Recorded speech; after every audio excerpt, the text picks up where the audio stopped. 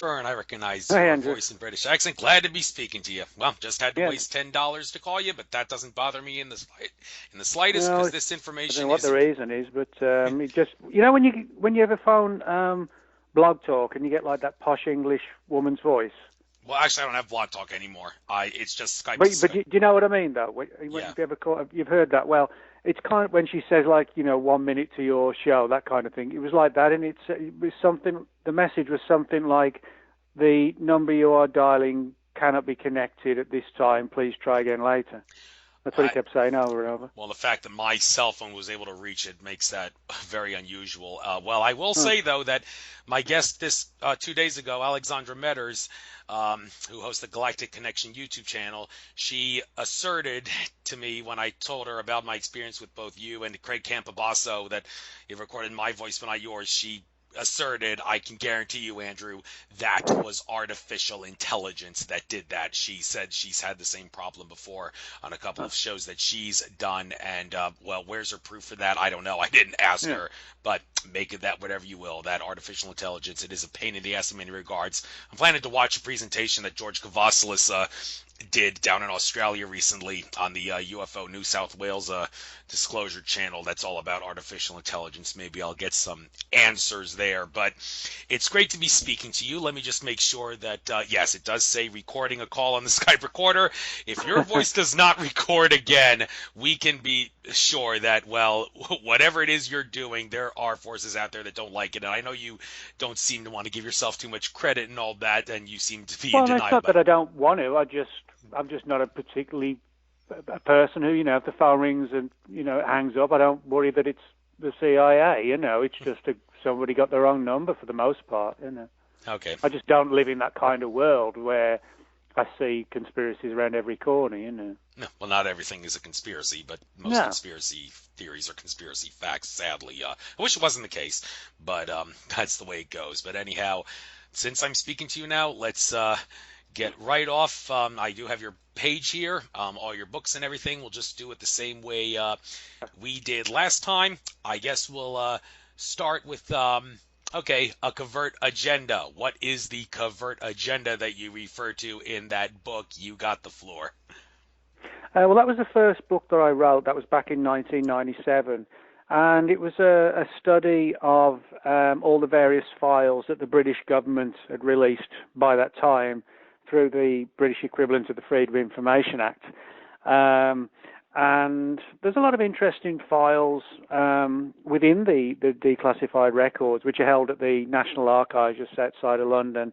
When I wrote the book, there were sort of substantially less files than there are in the public domain today, but there were a lot of really interesting ones where pilots had chased UFOs and they'd been tracked on radar at the same time, and regulations were put into place warning or advising military personnel not to talk about their UFO encounters. And the files go back to the early 50s, so it sort of paints a picture of the military, the British military, sort of being concerned by these events because it was their own personnel, the pilots and the radar staff, reporting these things. And as I said, the files began to surface in the mid-1990s, which is why I wrote that book in 97, because it was sort of like a timely release of the documents.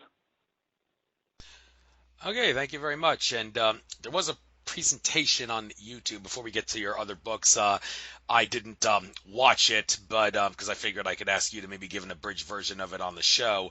And it's kind of preaching to the choir to me because I've seen all the other work that you've done within the past. So I'm sure it would have been just regurgitated information, but it was something to the effect of Nick Redfern talks about the UFO, a British Ministry of Defense UFO Files. So, well, Oh, if you okay, yeah. yeah, if you wrote any books about that, tell us which books that was about, and tell us anything and everything you want to tell us about. Well, give us an abridged version, I guess, of what you would have explained in that presentation.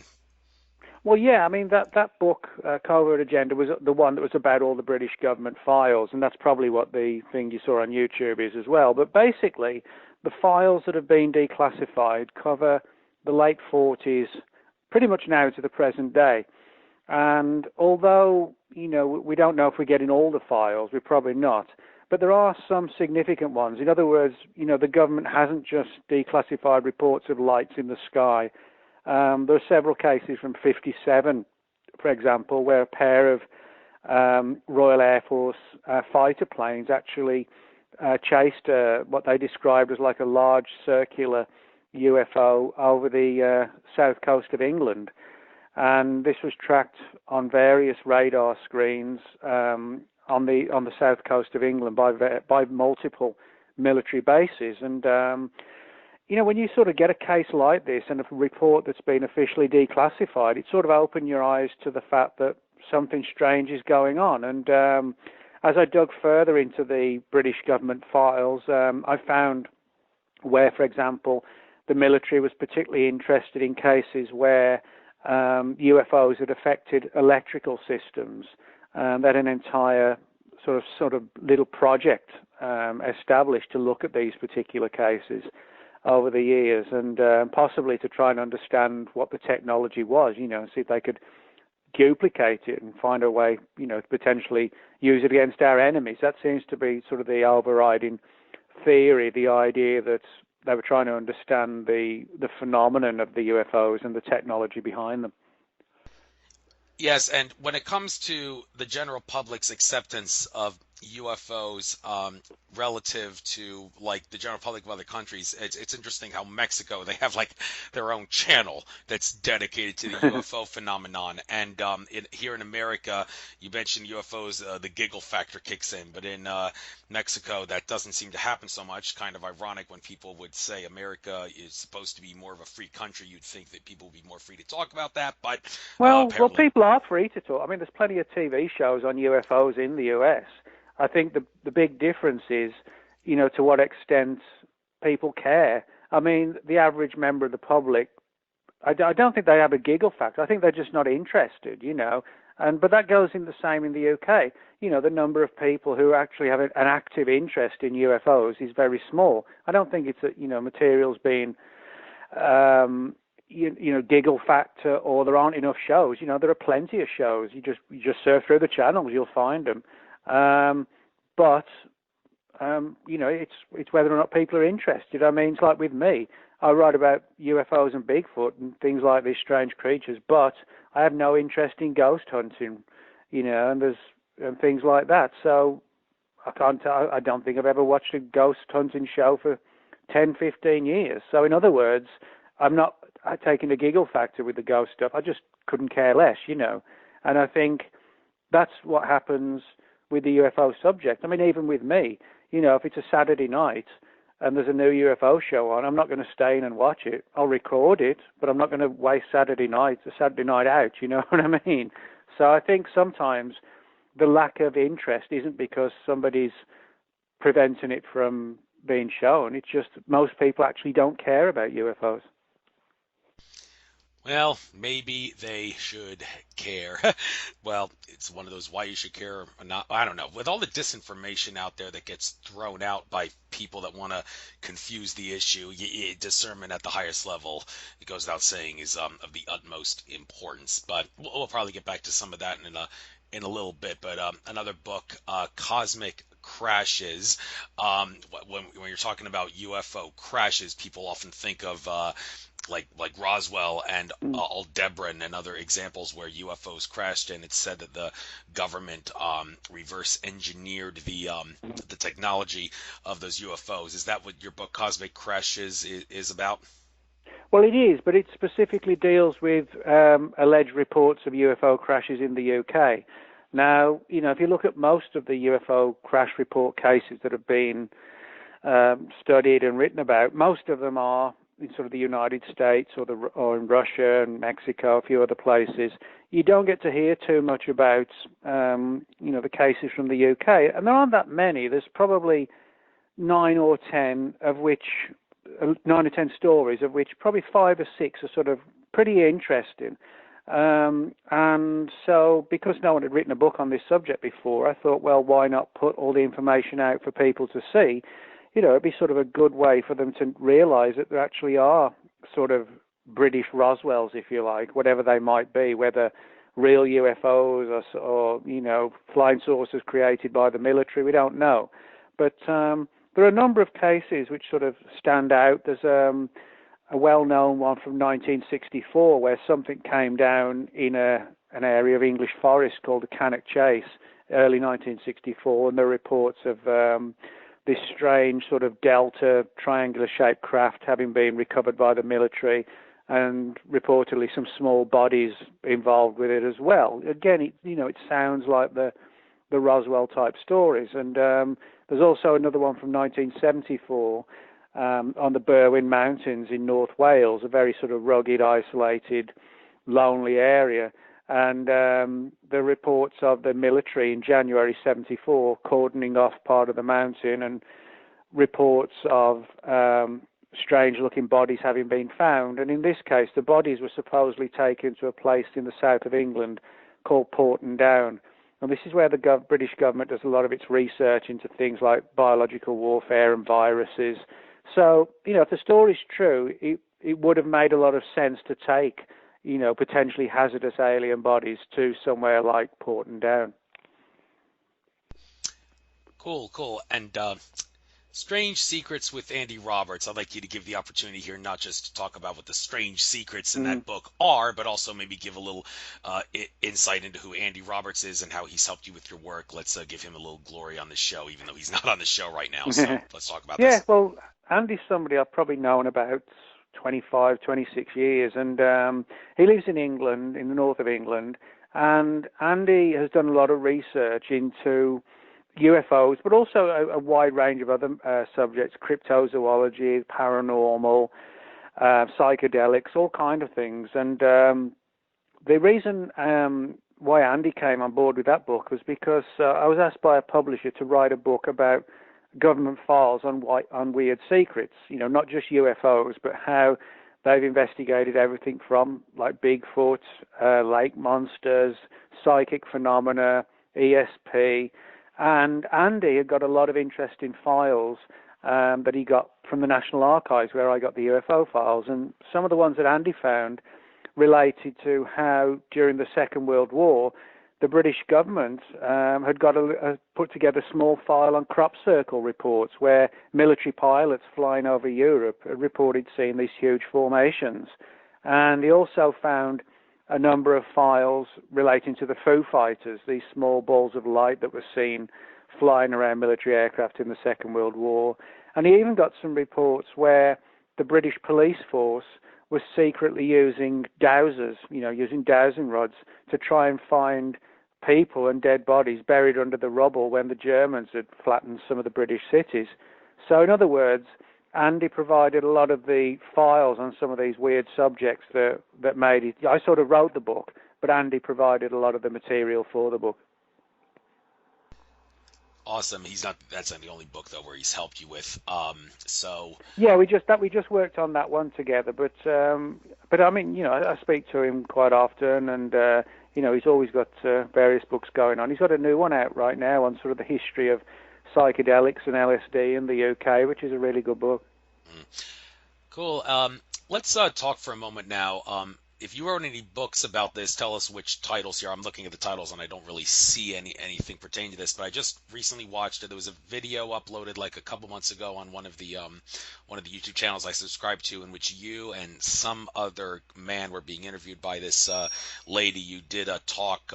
The video was about half an hour long, maybe a little less, about the black-eyed children. And one of the interesting things in that video was how there was video in the woods, taken in the woods, of some thing that I don't know where exactly it came to the conclusion that thing that you saw in the woods was a black-eyed child that all of a sudden came out of nowhere, and it said humans would not would reflect light like this. There was definitely something strange going on here.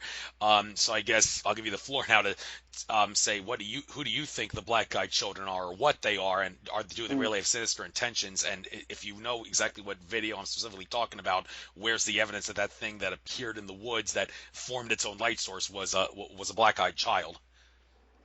I don't know about that case at all. That show that you're talking about was put on by a friend of mine, Tracy Austin. That was filmed about 4 or 5 months ago, and the other guy on with me was David Weatherly. David's written a book called Black-Eyed Children. It's a really good sort of definitive study of the black-eyed children phenomenon. But yeah, that must have been something that David mentioned in the interview. I have no idea what that story about the forest is at all.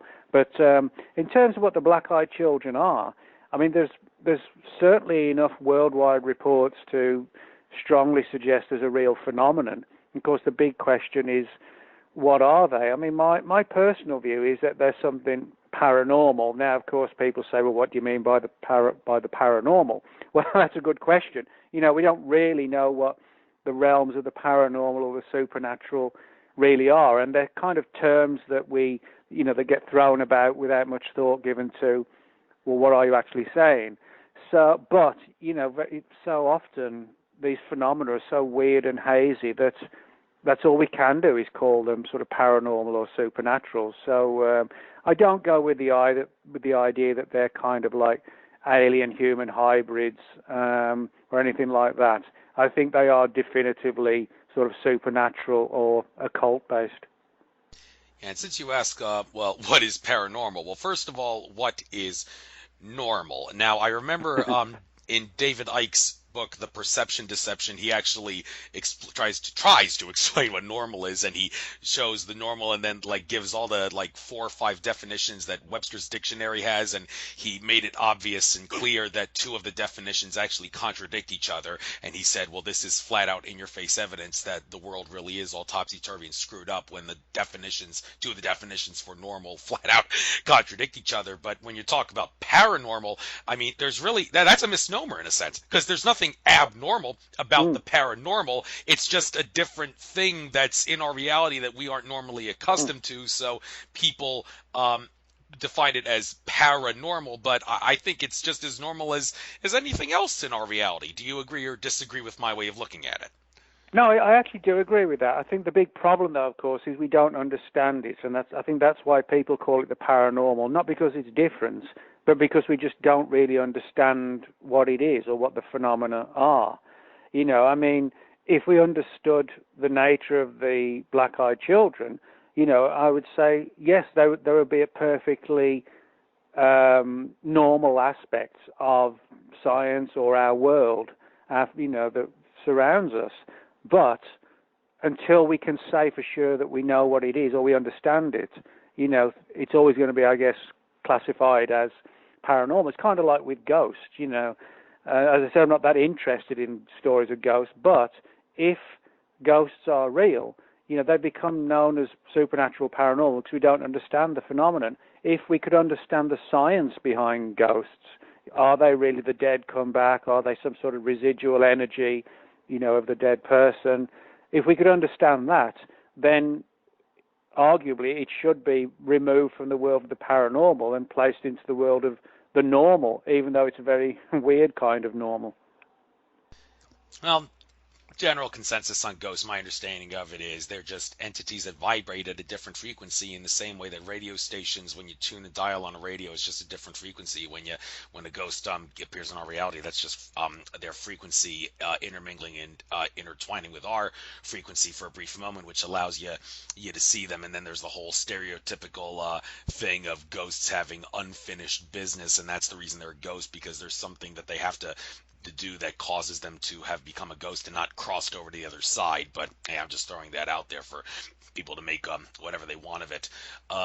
Moving on with some of your other books here, 3 Men Seeking Monsters. Okay, who are these 3 men and what monsters are they seeking? Mm-hmm. Well, that was actually a story that goes back to 2001. The book was published in 2004. And it's basically a story of like a road trip of me and 2 friends traveling around the UK and investigating sightings of weird creatures, everything from sort of like British Bigfoot and werewolf type creatures and supernatural things, and sort of traveling around the UK, and trying to figure out what these things are, and drinking a lot of beer in the process as well. So, but it's sort of like somebody actually described it as sort of the X-Files meets Fear and Loathing in Las Vegas, which is probably fairly close to the truth. So.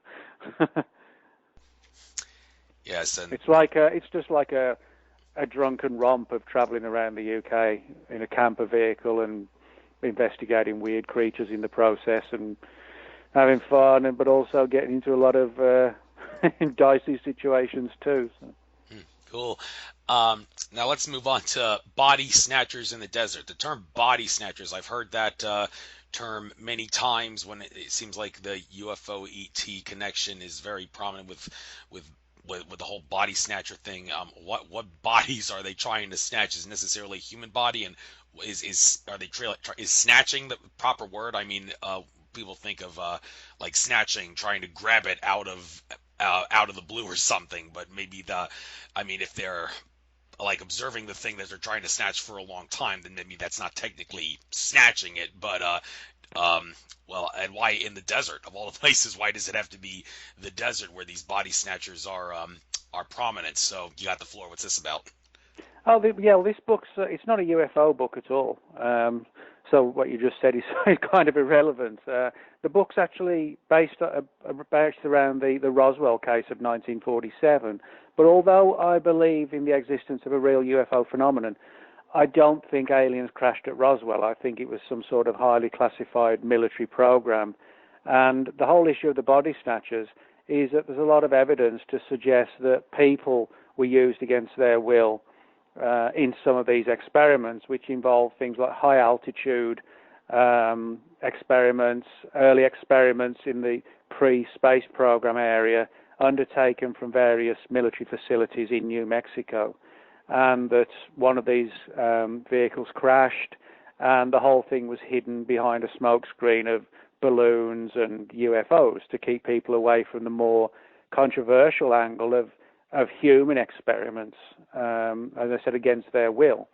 And so, in other words, it's a study of the Roswell case, but from the perspective of a non-UFO angle. I'm not a big believer that although, as I said, I believe in UFOs, I'm not a big believer that aliens crashed at Roswell. Now, not surprisingly, of course, when the book came out, I was kind of like public enemy number one in the UFO community, which, it doesn't bother me in the slightest. I couldn't care less,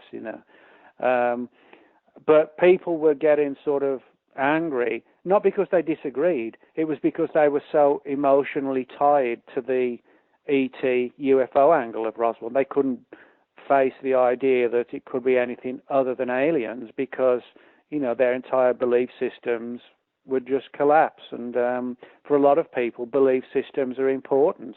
But for me, I think belief systems have no place.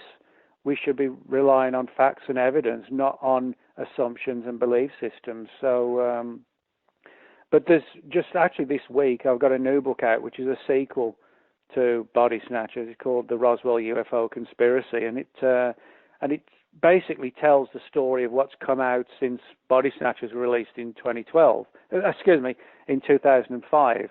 And in that 12 years that have gone by, I've got a lot of new material that pushes Roswell down the human experiment angle. And so that book's just come out literally like 3 days ago. Yes, when it comes to what did exactly happen at Roswell, I don't know. I did interview Stan Freeman about it. He's kind of the one that kickstarted the whole thing about it, yeah. And he talked about what Roswell from a standpoint of things that you can prove and things that you can easily deduce from the evidence. But I've heard some wild and crazy things, like it was some sort of a craft that was sent back in time from the future to create a Heisenberg uncertainty principle on a macroscopic scale. Was the phrase that Bill Burns used when he tried to explain what was the whole point of that. But that's kind of getting way off into the deep end. So I think the problem is when it comes to Roswell, it's such an old case. This year, this July, it celebrates its 70th anniversary. So if you imagine you had like a 21-year-old soldier guarding the wreckage and the bodies, that person would now be 91. That's how long ago it was. So, in other words, whether it was a UFO and whether the bodies were human or alien or what they were, and I'm not being pessimistic here, but I just don't think we'll ever know, because whatever the truth is, it's locked down so deeply and so securely, and I don't believe disclosure is going to happen. So, in other words, I don't see how we can get the evidence, and I think the people who are hiding the evidence are so confident that no one can get it. It's probably 50 feet underground, in sort of a vault-like room guarded 24/7. All the files, the wreckage, etc. Well, the wreckage of the bodies probably wouldn't even exist anymore if they were human. Arguably, they would only be kept if they were alien, because they would be totally unique specimens. So the chances of us actually finding physical evidence, I think, are extremely slim. And what I think will happen is that certainly within the next 10 years and definitely within the next 20 years, Roswell will still be seen as a historical event, but it'll sort of fall more into the kind of category of sort of Americana folklore, and kind of like the British equivalent, be like Jack the Ripper. It'll become like this old mystery with a lot of intrigue and theories, but which becomes more and more impossible to actually solve. Well, I gotta throw this out just for the hell of it. When it comes to trying to get the definitive answer to any question, I personally think that maybe the best source for that would be someone who has the ability to read the Akashic records, and that's one reason why I use Andrew Bartzis, the Akashic Records reader, as my number one most frequently used source of information on my show. I feel the way I see it is, if you can read the Akashic records, then, well, whatever you say, whatever an Akashic records reader says is what the Akashic records say, and if the Akashic records say it, well, then it must be true. So if I were to ask Andrew Bartzis what did happen at Roswell, and he gave an answer, would you be the kind of person that would say, oh, well, that must be the correct answer, because if the Akashic records don't lie, it must be true? Or do you think that would be going way off into the deep end? Well, for me, that would be going off the deep end. Well, not going off the deep end, because I think, there are alternative ways of using the human mind to get information. And, I mean, you look at things like remote viewing and psychic spying, that kind of thing. When you look at all those, what I find is that, yes, the mind is a powerful and mysterious tool. But on the other hand, it wouldn't be enough for me. The only thing that will prove it to me as to what happened at Roswell is to actually see the physical evidence, whether it's aliens or whether it was some sort of military experiment. I don't know. But I would require some sort of hard physical evidence to support any theory. It's kind of like if you went to the records and asked, where a particular person who was murdered, where their body is. Well, yeah, that information might be interesting, but without actually seeing the body, it's still not proof or evidence. It's data that's being given to you by in a supernatural way, if you like. And I personally require more than just information coming to me supernaturally. I need to see the evidence of the Roswell wreckage, or be able to sort of peer in the cryogenic tank where the bodies are preserved. So. Well, if that's your protocol as far as evidence goes, then that's fair enough. Everybody's got their own style with that. Yeah. So let's move on here. On the trail of. But what I would quickly just say though, okay, is that I don't sort of think it's a bad thing at all to use alternative ways to try and solve Roswell. I've heard rumors, for example, about the military, today's military, remote viewing Roswell, because today's military may not actually know, if it's hidden by some sort of shadow agency. So I've heard, stories like that. And I think, I would actually encourage alternative ways to try and solve Roswell that might involve like psychic phenomena. And maybe they would open the doors, to where this wreckage or whatever is stored. But what I would say is, for me, it's not enough just to rely on a supernatural angle and say, oh, okay, we've solved it. I would need to use that as a springboard to then try and find, the hard evidence. Okay, I'd like to move down the list here, skip over some books, and maybe kill two birds with one stone here, because you've written books about there's the Bigfoot book, and also I see a book titled Nessie, referring to the Loch Ness Monster. Nessie, of course, isn't the only sea creature of its kind, apparently. Like Lake Champlain, for example, has its own version of the Loch Ness Monster they call Champ, and that one prominent picture that was taken of Champ, no one's been able to prove that as a fake.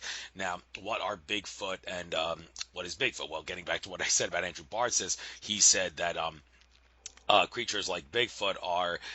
This is not true of all Bigfoots. I mean, when it comes to determining what Bigfoot and like that is, it's a percentage factor. Like a percentage is probably this, a percentage is that. But based on the answer he gave, he would say the vast majority of the Sasquatches we see out there are higher dimensional entities that are temporarily incarnating in our dimension as a ape-like creature called a Sasquatch in order to, among other things, wake up humanity to the fact that paranormal entities exist. Now, if that's the case, I can't help but wonder if the same thing would be true with creatures like Nessie and Champ of Lake Champlain. Now, there's other stories about this, like there are Bigfoots that are not higher dimensional entities coming into our reality. They are, in fact, real, genuine, third-dimensional ape-like creatures that are just hard to find, just like the gorillas in Rwanda are very hard to find. Even the people that try to go to in the jungles of Rwanda have a tough time finding them. Well, not surprisingly, the same thing would be true with Sasquatch. And in my interview with John Lear, he asserted that there is at least one type of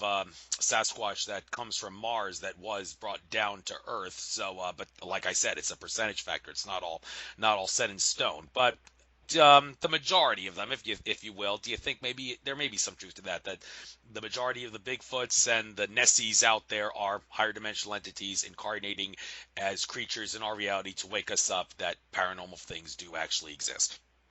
Well, I do believe that's what they are, but I don't know if they've got an agenda to wake us up. I mean, I'm not sure they care enough or even the slightest, as to what we think of them or not. But I do believe these things are sort of like multidimensional. I don't believe for 1 minute that the Bigfoot creatures are just North American equivalents of African gorillas. They're not. There are a lot of weird cases where Bigfoot has been seen sort of vanishing in a flash of light, or it becomes invisible, or it has the ability to affect electrical systems, or can psychically contact people. And the fact that it's so elusive, and bullets apparently don't have any effect on it, and the reports of Bigfoot walking through walls even. So whatever these creatures are, they're not a zoological mystery. They're something, again, paranormal, however we define that term. Now, what they exactly are, well, that's the big question. Some people have suggested that they may be like shapeshifters, that when one person sees a Bigfoot, somebody else sees a werewolf, somebody else sees a black-eyed child. The theory being that perhaps these phenomena can kind of alter their imagery, if you like, and the perception of the person changes because these things can present themselves in different forms. Now, for whatever reason, they do so. I mean, we often assume that because we have the human race is just egotistical. We take the view that if we're seeing them, well, it has to be because they've got something to tell us.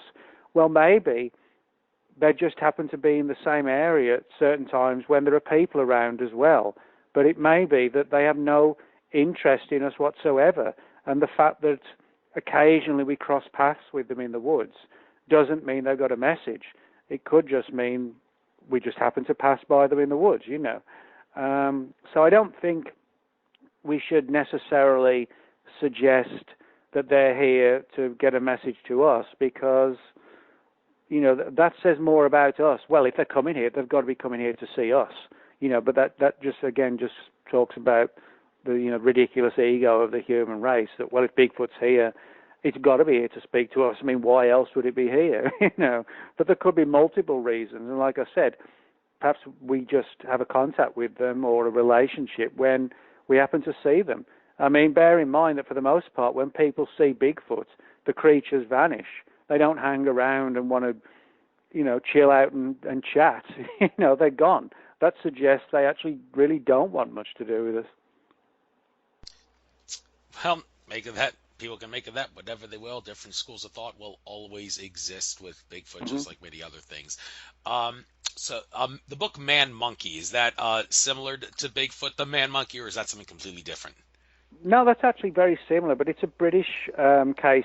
That book is like a study of just one phenomenon, this creature known as the man monkey, which has been seen in an old bridge, a centuries-old bridge in central England, near a little village called Ranton, which is only about 25 miles from where I grew up. And that's how I developed an interest in the story, because pretty much everybody in the area I grew up knew the legend about. It goes back to the 1800s, when a guy was taking his horse and cart over this old bridge, which runs over an old canal, and suddenly this ape-like creature, not like Bigfoot, it was described only about 5 feet tall and very agile and like athletic looking, sort of bounded out the woods and jumped on the back of this cart and scared the horse and scared the guy, and then raced off into the woods. But what's interesting is that since that day, back in 1879, in January 1879, there have been literally dozens of reports of this sort of spectral ape haunting this old bridge and the canal itself. And people have described it, not unlike Bigfoot in the US, sort of vanishing from sight and disappearing in a flash of light. And clearly, it cannot be just one creature. I mean, it can be if it's paranormal, but, for a flesh and blood animal, there's just no way it could have existed in 1879 and still be alive in, 2017. It would be like 140, 150, whatever. So, and because it's constantly seen just one single thing, and reports of it, becoming invisible or sort of intangible, again, it sort of is like a British equivalent of some of these weirder Bigfoot reports. And sort of having grown up in that particular area, it sort of allowed me really to do a lot of field work out there and speak to the people in the little village and the surrounding areas who'd seen this creature, and they all pretty much described it sort of the same, as like 5 feet to 5 feet and a half tall, very athletic looking rather than bulky and big like Bigfoot, and having these sort of shining eyes. Now, some people have said they saw the creature having red eyes. Others said they were sort of like a silvery, glistening eye, kind of like, if you took a piece of silver foil and it glinted in the sun. That's how they described it, sort of shimmering eyes. And as I said, I got enough material where eventually I was able to write an entire book just on that one particular case. And it's sort of like a cross between a ghost story and a strange creature story. It's sort of got components of both, really. Okay. Let's see. Contactees. Now, when it comes to the subject of contactees, different versions of what a contactee is. I mean, you got the people that claim that they're being contacted by higher dimensional ETs on some sort of a galactic council, but then you have other contactees which just say, I was just contacted by a UFO, or in a close encounter of the third kind of variety, which has nothing to do with telepathy or other methods by which contactees receive their information. So what kind of contactees does this book talk about, and how do they get contacted? Well, yeah, I mean, this sort of goes with the former category that you mentioned. Today, unfortunately, a lot of people in ufology just dismiss the stories of the contactees without sort of giving it much of a thought. They just prefer to deal with abductions and Area 51 and stuff like that.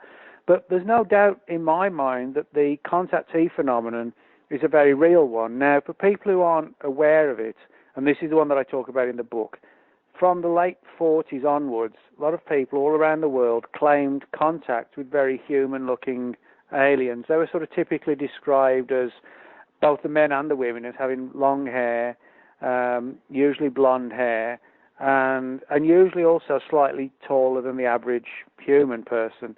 And people would feel sort of drawn to go out to certain locations for reasons they didn't understand, but they just suddenly got this overwhelming urge to sort of go out to desert locations or mountains or forests, areas that were sort of isolated and where there wouldn't be many people.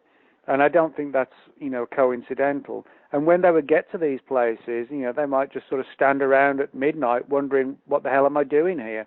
And then suddenly this sort of classic 1950s gleaming flying saucer type craft would come down and land. And these human-looking aliens that became known as like the Space Brothers and the Space Sisters would exit the UFOs, and they would give a message to the witnesses. And usually the message was that you need to spread the word that, the human race is on the verge of destroying itself, and you need to change your ways. you need to find a way to live together, and also to sort of not just spread the word, but put on conferences and create groups and organizations to spread the word even further. Now, as I said, a lot of people today dismiss these stories, but I don't, for several reasons. One is that you can look back throughout the entirety of history and find eerily similar cases to where people met with the Space Brothers. I mean, arguably, you can find some of the very early biblical and religious accounts. Things like Moses, going up the mountain and being given these 10 Commandments, which tell people how to live. That's basically what the Space Brothers were doing in the 50s, was giving people information on how to live and how to avoid destruction. And so, you can find stories like this throughout history. And so Contactees is a study of the main contactees of the 50s onwards, like George Adamski, Orfeo Angelucci, George Van Tassel, Truman Bethlehem, Dana Howard, and then through some of the later ones like Claude Rael of the Raelians organization. It also covers some of the ones that ended in controversy and death, like Heaven's Gate. And so it's like a cultural study of how and why the contactee phenomenon began, and different theories. Are they aliens? Are they time travelers? Are they something supernatural? Or one of the theories that's an interesting one, the idea again that they could be sort of shapeshifters, because several of the early contactees, most notably Orfeo Angelucci, said that every time he encountered these Space Brothers and Space Sisters, he said they would appear before him as like balls of light kind of bobbing in the sky, just bobbing up and down like a boat on the water. And then suddenly this ball of light, which began as sort of about the size of a soccer ball, would then change, and it would take on like a glowing human-like form, and then eventually it would take on an almost completely human form, except for the long hair, which, you just didn't see the guys having long hair in the 50s, but that's how they would look. But he said that they would sort of morph out of these balls of light into sort of like a human form. So, I wrote the book because the subject of the contactees interests me a lot, and I felt that certainly in the last decade, and probably more, the subject hasn't been given the study and the interest that it actually deserves. A lot of people just write it off as a bunch of nuts, and which is actually not the case at all when you look into these stories. Thank you. I don't think it's nuts either. There's always the closed-minded left-brain people who say they're nuts, but hey, that's their problem for being left-brain and closed-minded.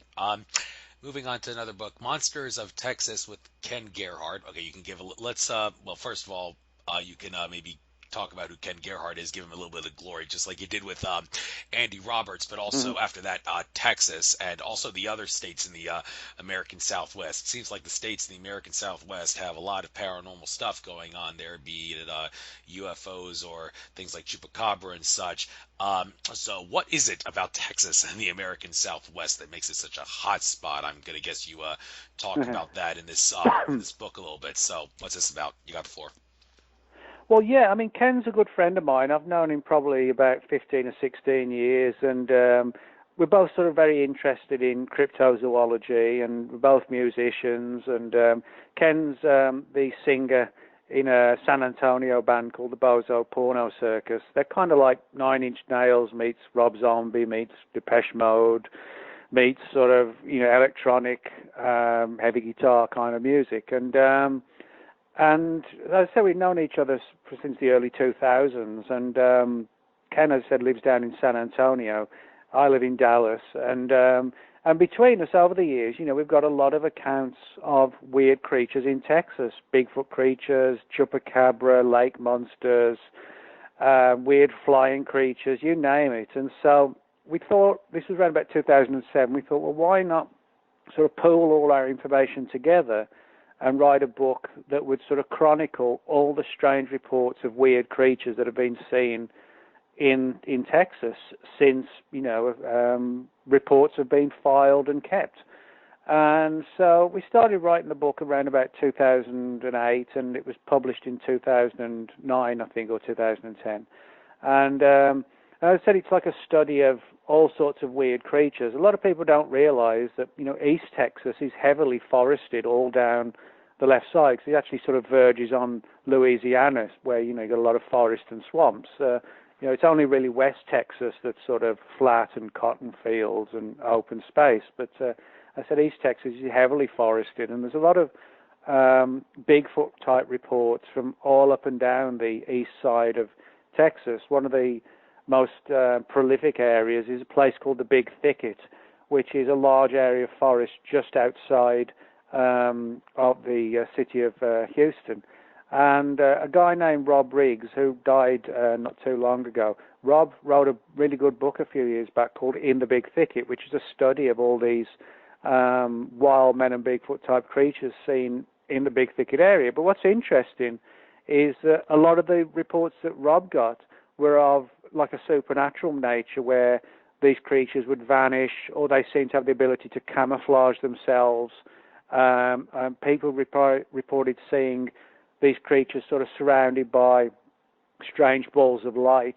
So Rob was someone who fully believed that whatever the Bigfoot creatures in Texas are, that they're not just unknown apes.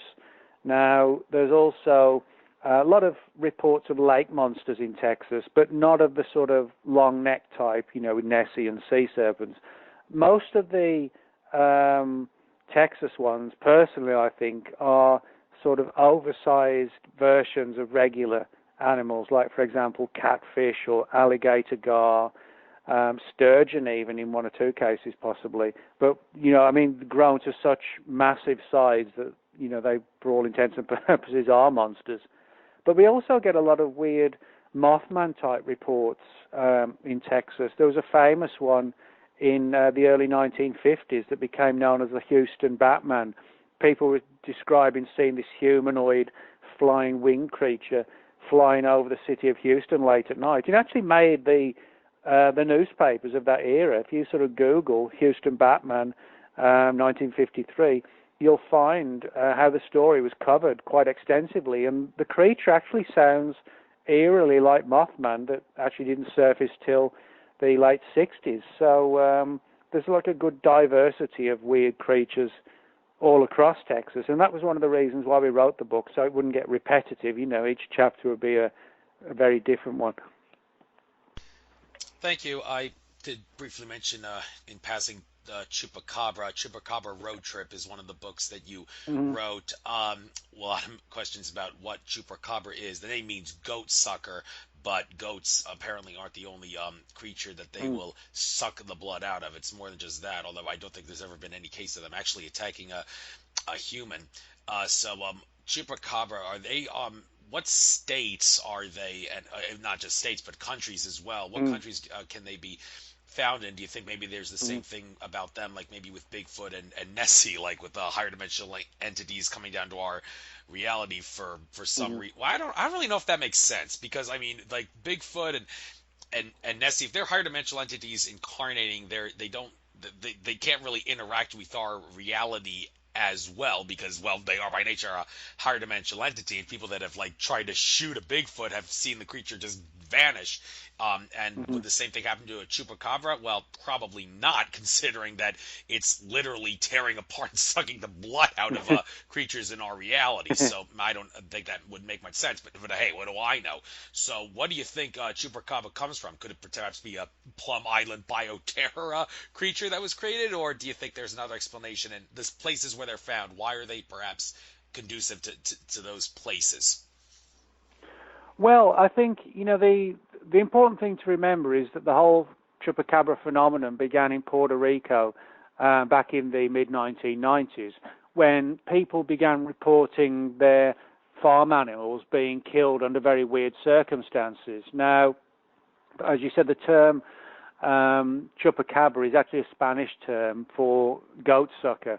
Now, the reason why they were given that name is because on the island of Puerto Rico, goats are actually very common. They're all over the place. A lot of people, whereas in the US, they farm cows.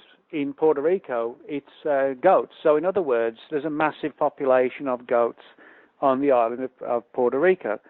And it was in the 1990s that ranchers were finding themselves waking up, in the early hours of the morning, hearing their animals screaming or whatever, or they'd just wake up the next day and find their goats, predominantly, but also chickens, drained of blood with these puncture wounds on their neck. And so instantly you had sort of this vampire-like imagery attached to these attacks.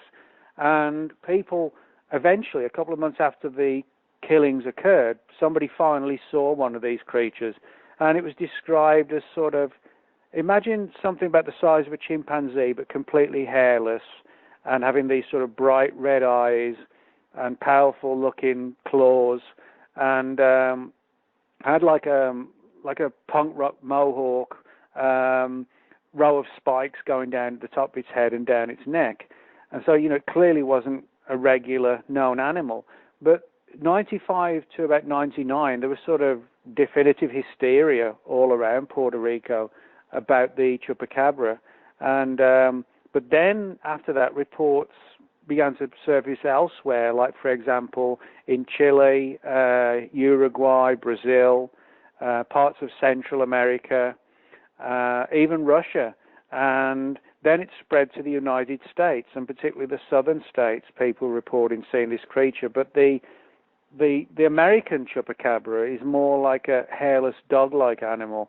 Now, the skeptics have said, oh, well, it's just a coyote with mange, but it's actually not. There are some genuine sort of mutant aspects to these creatures, genetic alterations.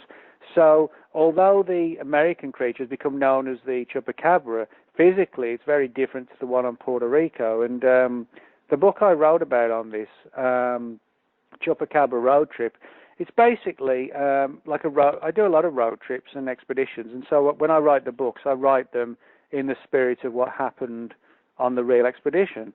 So Chupacabra Road Trip is sort of a study of all the expeditions I've been on looking for the Chupacabra, which is many expeditions to Puerto Rico between 2004 and 2015, and also a lot of reports and investigations around Mexico, Central America, Brazil, and the United States, of course. And again, it's sort of like a diary type book that sort of expeditions I've been on, or that I've done.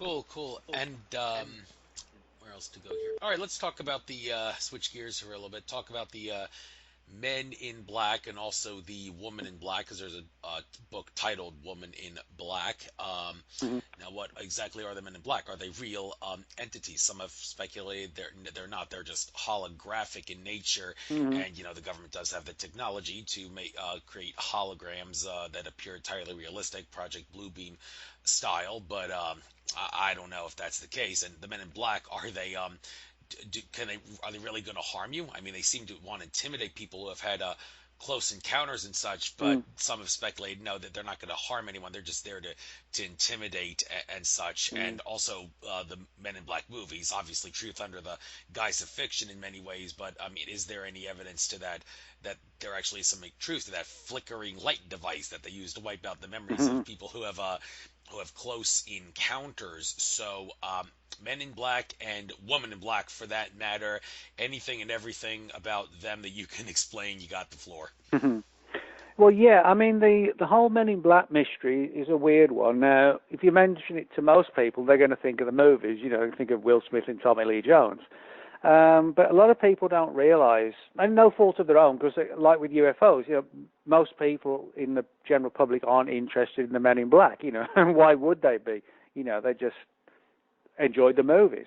But a lot of people don't realize that the movies were based upon real life reports of people who had UFO encounters and paranormal encounters, and who were then visited by these guys in black suits and black fedoras, black sunglasses, driving old-style black cars, and they would knock on people's doors and wait to be invited in, and then threaten people about their experiences and their encounters. Now, on the face of it, that kind of sounds like, oh, for people who didn't know, they'll say, well, that's the government.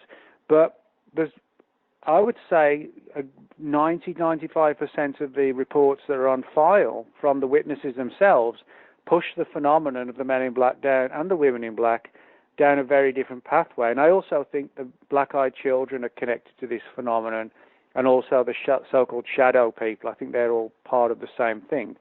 But most people who report these visits from the men in black and these other sort of subcategories have described the men in black as looking very, very pale, almost like as white as a sheet of paper, wearing these wraparound sunglasses, and that people say when they get close to them, they can see through these glasses that they've got sort of oversized eyes, just abnormally large eyes.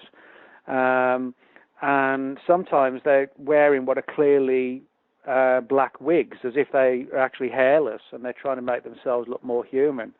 So, in other words, the physical appearance of the men in black is very different to what most people would think. They're clearly not from the government. And there have been some very sinister reports where people, for example, have been visited by the men in black, or the men in black have materialized in their homes after they've been used in Ouija boards. I've got a lot of cases like that. I've also got a lot of cases where people have been in close proximity to the men in black, and literally within hours, or at the very most days, they've fallen sick with very real and serious illnesses, sometimes really obscure illnesses that, took a lot of time to diagnose and cure, as if they were somehow able to sort of supernaturally infect the person who they are in front of. And there are a lot of cases where after the men in black have left, that the witnesses have experienced violent poltergeist activity in the home. Now, on the issue of, the memory wiping thing that you see in the movies, we don't actually get that with the real reports. What we do get, though, is where the witnesses definitely feel like their minds are being played with. I mentioned, for example, how the men in black actually don't force their way into people's homes. They wait to be invited in. And funnily enough, that kind of ties in with the old legends of vampires, that when they visit your home, they have to be invited in. But what's interesting is that most people, if you get a weird knock on the door at midnight and you look through the spy hole and you see these creepy, pale guys in black, you're probably not going to invite them in. You're probably going to call the police. But the weird thing is that people do invite them in. So although there isn't like a memory wiping technology, there's definitely an ability on the part of the men in black to alter the minds of the people they're targeting, where they use some sort of mental force to make the witness open the front door and invite them in. And then after the event's over, the people are like, why the hell did I let him in? And then they realize that they were kind of in this almost like a drugged stupor where the men in black had control of their minds. So you do get that aspect as well. But the Men in Black mystery is one that I've written 3 books on, and then I've done one on the women in black. And the reason why I've written so many is because there's such a massive amount of material that comes to me from, people reporting these cases, and they're still going on today. It's, very much an ongoing phenomenon. Thank you. You mentioned the Ouija board. I got a chance to learn a little bit about how that thing works at one of the Fringe, New Jersey conferences that I went to this past fall. There's supposed to be one in the spring, but they haven't decided when it's going to be yet, even though they assert it's going to happen at some point. But the Ouija board seemed to come up in conversation quite a few times with the speakers there. Now, the whole thing about how is a Ouija board really work? Well, I mean, I don't see why you would have to think it's fake. I mean, just like how tarot cards, everything is, we're all infinite consciousness, therefore tarot cards have the ability, by tapping into the field of consciousness information, to give you a definitive answer. So too can an Ouija board. Now, the thing, though, that requires the leap of faith with that is that you have to believe that the way your arm moves around the board to pinpoint the letters and everything with the little triangular magnifying glass type device, it takes a big leap of faith for many people to believe that your your hand and your arm is going to move in the way that it's supposed to move in order to get the answer that you want. Some will think, well, you're just selectively moving it wherever you want to move it, and there's no supernatural force controlling you. Well, maybe there is. So, what do you have to tell us about Ouija boards? Do they work or not? And what's the science? Is the way I've described the science behind how they work a valid science? Well, yeah, I think my personal view is that Ouija boards work in the same way, that sort of, having a seance works. Not because there's something special about the board. The board is just something that's created by a company, and sold, or created by a factory and then sold on the shelves of a store. In that sense, there's nothing special about it. And that goes with the same with tarot cards. They're printed and put in boxes and sold. But what I think is, it's not that there's anything particularly magical or supernatural about these creations. I said they're just made by people in factories. But what I think happens is that when you have a deep belief that the Ouija board works and a deep belief that the tarot cards work, what it does, it puts like a supernatural aspect, if you like, out there. And then suddenly, and our belief system is so strong that we kind of create a situation where we give power to these phenomena or to these things. And I think, in other words, if somebody was told that, anything like a soccer ball had the ability to conjure up messages from the dead, if somebody really believed it, it would actually work, as strange as it sounds. And I think the reason it works is because it's not so much the vessel that we're using, whether a Ouija board or tarot cards, it's the power of the mind to believe and then open a door that allows this thing to come through. It's kind of like connecting two phones. Imagine if one person's got a phone and somebody else has got a phone, but imagine that you could only talk to each other if you actually believed the phones worked. And I think it's like that, in other words, people believe that tarot cards and Ouija boards work, and so they actually do. But it's the human mind opening the door that then allows these things to come through, spirits or whatever. It's actually not the Ouija board itself, it's the power of the human mind assuming that it's the Ouija board doing it, not realizing it's the mind doing it itself. But that's just my view, Yeah. Well, like I said about everything being infinite consciousness, all the information in all throughout consciousness is in everything, because space and time are illusions. Everything is infinite, although there are certain things in which the information is easier to obtain out of than other things, like tarot cards and Ouija board. You can get the information out of that better than you can like a soccer ball, because of the whole purpose behind the intent behind why the thing was created allows for it to be easier. But yeah, and I think that kind of ties in with like sort of modern day mysteries like the Slender Man. The Slender Man was absolutely an internet creation, but so many people came to believe in it and then started having dreams about it that it did become a reality. If people ask me, do I think the Slender Man is real? Yeah, I do. I've spoken to enough people who have convinced me they've seen the Slender Man. But there's no doubt it was created for the internet. But it's like when belief is strong enough, we can create these things, which are known as tulpas, which begin to have like an independent existence. The human mind and the imagination latches onto the Slender Man meme and the imagery of this sort of pale-faced, skinny, tall thing known as the Slender Man. And they start to see it, and more people see it. More and more people dream about it and think about it. And then before you know it, we're creating these things, and they have some sort of independent existence away from us. It's like, Dr. Frankenstein making the monster, and then it gets out of his control. It's kind of a similar thing, I think. Yeah, speaking of monsters, I don't see anything about it in any of the books here that you've written, but I'm gonna guess maybe you have thought about it a little bit. The whole phenomenon known as the Jersey Devil. Have you looked into that? And also the significance behind leads. It seems like it seems to be two prominent stories about the story of how the Jersey Devil came to be, but they're different stories, but the thing they have in common is the whole Leeds name, which could raise a few eyebrows. So have you looked into the phenomenon of the Jersey Devil? Well, I have, but not to a great extent. I haven't actually been to the area, but I mean, there's no doubt that the legend of the the Jersey Devil is sort of, to New Jersey and the Jersey area, to what the Loch Ness Monster is to Scotland. It's that sort of visible and that famous a case.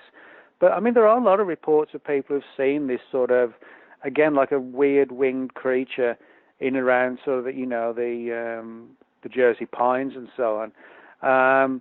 But again, it's like, what is it? I mean, there's, one of the sort of overriding theories is this idea, I think it's like the 10th son or something like this, of born to this particular witch. I think it was the 13th son, actually. 13th, was it the 13th? Yeah. And 13th child of this woman, Mother Leeds, and she was described as sort of like a witch-type character that people were sort of concerned and suspicious of, and this strange baby was born that became known as the Jersey Devil. Now, personally, I think, the story of the 13th child and all this, that's probably just folklore, but very often you find a lot of folklore and mythologies based on real sightings of something, but people try and figure out what it is, and then so you have these legends and folk tales develop. But, I think a good case can be made that the Jersey Devil is something. And but again, we find these weird winged things like the Jersey Devil, the Houston Batman, the Mothman, one in England known as the Owlman. Even some of the Puerto Rican Chupacabra sightings describe a creature with sort of leathery bat-like wings. So, and actually Ken Gerhard, who we mentioned earlier, Ken's actually written a really good book called Encounters with Flying Humanoids, which is like a historical study from thousands of years ago right up to the present day of creatures that superficially have human-like forms, but who also have large wings. Thank you. I want to get back to UFOs for just a moment, talking about how who in the government controls UFOs. Now, it seems like there's John Lear. He asserted that every single military-industrial complex UFO out there has some sort of extraterrestrial nexus connection to it. However, if you were to ask someone like Stanton Friedman, and I talked about this with him when I had Stanton on my show, and try to debate it with him a little bit. Stanton asserts that he thinks that, well, yeah, there's definitely a government UFO cover-up. There's no doubt there's ETs involved, but he says he scoffs at the idea that those UFOs are military connected. And his argument for that is that if the UFOs were military connected, we would have used them in the wars. Now, well, a couple of issues with that. First of all, anybody who studies conspiracies could tell you that all the wars throughout history are illusions, in the sense that the powers that be were controlling both sides of the war and manipulating it. So if any one side tried to gain an advantage in the war by using some sort of a sophisticated UFO craft to gain the upper hand, you can imagine that the powers that be, who are working as wizards behind the curtain controlling both sides, they would come out from behind the curtain and say, you're not using this technology to gain an upper hand, not with us manipulating things this war, you're not. So that could explain why they didn't use it in the war. But even if the wars were not manipulated on both sides by the same powers that be, Bill Burns asserted we still wouldn't have had to use UFOs anyway. There was no need to use them because we had all sorts of other technology of a more down-to-earth variety that would have been more than sufficient for any one side in the war to gain the upper hand, to the point where the war would eventually be over using that technology alone. So by that token, I disagree with Stan Freeman. I think maybe there is some truth to both those claims, because A, the powers that be controlling both sides would not allow for it, and B, we didn't have to because there was more than enough down-to-earth technology going around. So would you say Stan Freeman is mistaken when he asserts we would have used them in the wars, so they're not military connected? What I think there's sort of two categories of UFOs. There's ours and there's theirs. Now as far as the theirs is concerned, I'm talking about the real unknown UFO phenomenon, which I do fully believe exists, something from somewhere else. I don't think the phenomenon is extraterrestrial. I think it's more likely to be multidimensional, kind of coexists with us and flits in and out of our reality, rather than from traveling from, point A to point B.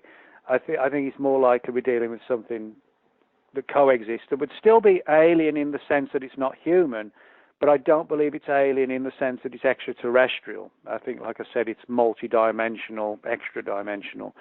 So I think there's definitely their UFOs. Now, as far as our UFOs are concerned, I guess where I differ from a lot of people is I don't believe the US government as an entity is hiding anything when it comes to UFOs. But somebody is. And what I believe is that whoever is hiding the truth about our UFOs and legitimate sightings of real UFOs, I think this is all overseen by what we call like a black budget program, or what are known as SAPs, special access programs, or like a shadow government, which operates outside of the confines of the regular government and which has the ability to have massive funding through black budget programs, which there's no congressional oversight.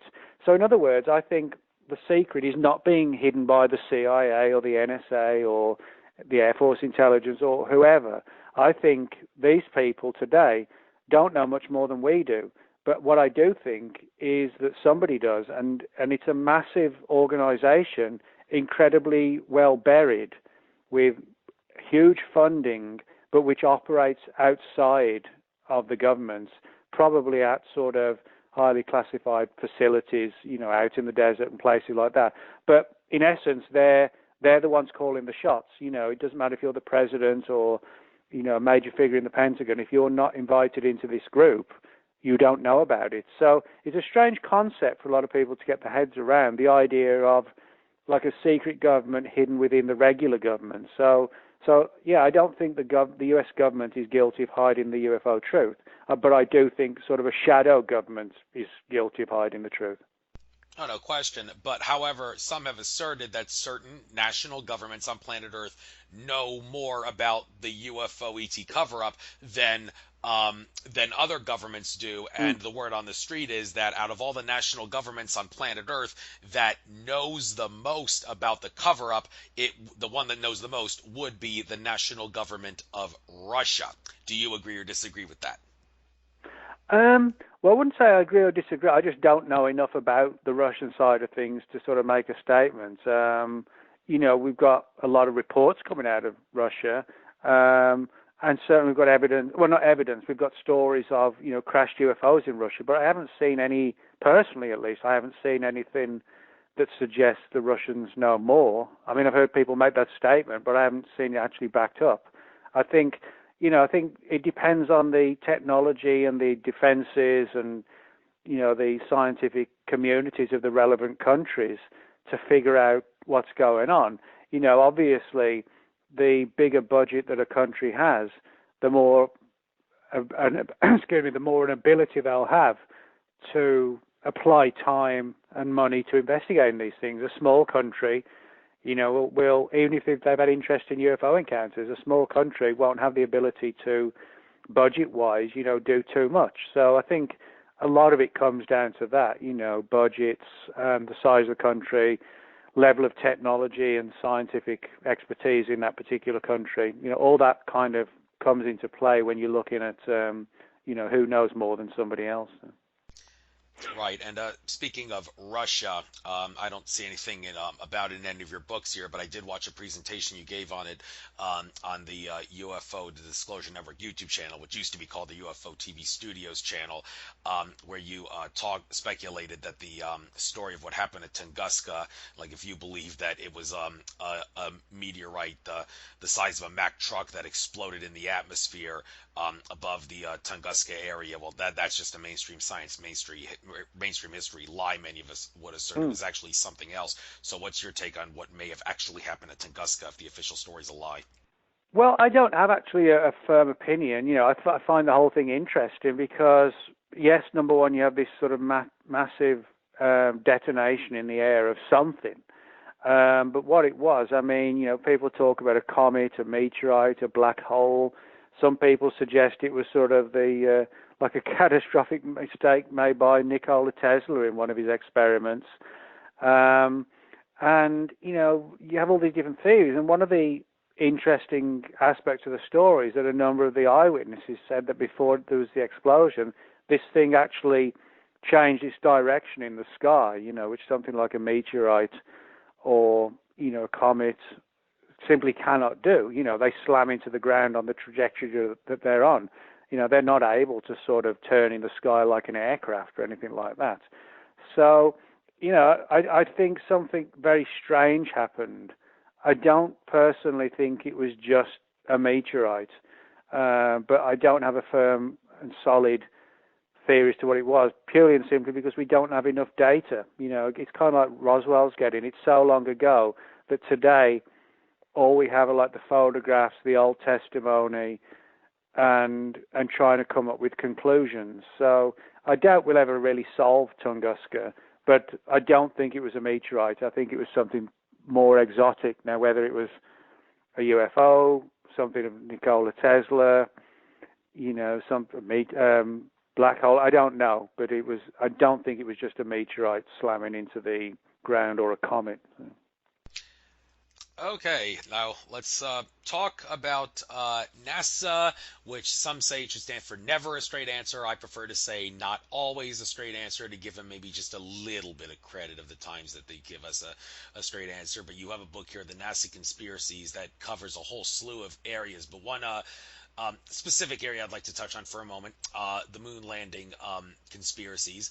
Now, you said they kind of distorted the truth with you on some History Channel program, where before the History Channel program aired, the commercial that they frequently showed of it was of you talking about how the moon is said to be a vacuum, and the flag that the astronauts planted on there was seen to have been waving, which would not have happened in a vacuum. But then you said, well, they kind of distorted that because you made it clear you do believe the moon landings happened. Well, if you give me just a moment here, I want to talk about a few things to get some information out to maybe give people something to think about. But in regards to the moon landings being real or faked, now, did we have the technology to do it? Well, from a standpoint of like down-to-earth technology, no, but many assert we did go to the moon with the aid of extraterrestrial technology, which, among other things, enabled us to get by the Van Allen radiation belts, which would have fried us had we not used their technology.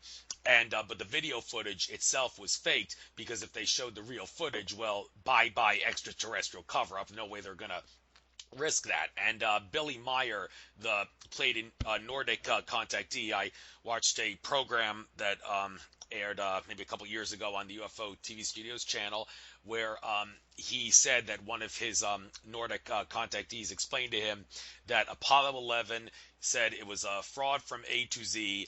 The video footage was shot somewhere else and forwarded to the people at Houston, who were suckered into believing that it was real. And Neil Armstrong, Michael Collins, and Buzz Aldrin, they you can't blame them for believing what happened. They believe that they went to the moon because, according to Billy Meyer, they were hypnotized into believing that they went to the moon.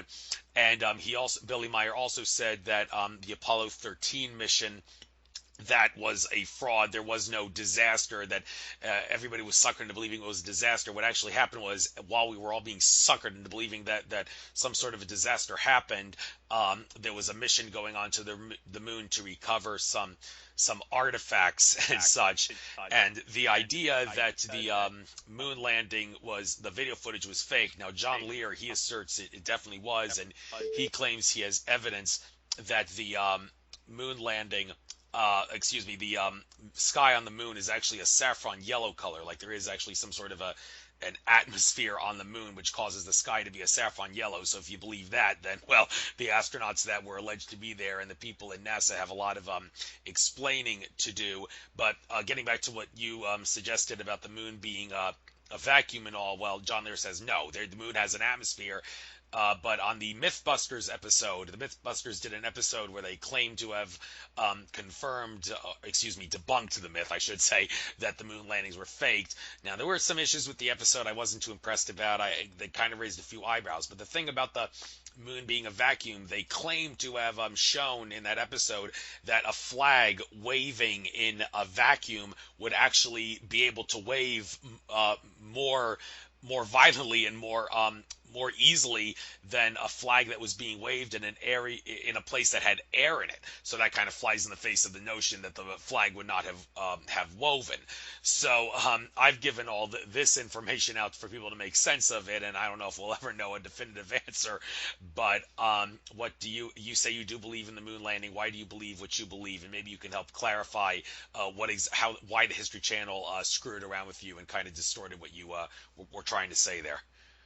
Well, yeah, what happened was that, on I forget what show it was now, it was years ago, but I mentioned this issue about how some researchers have said that when, they're placing the flag on the moon, that it seems to wave, which it does.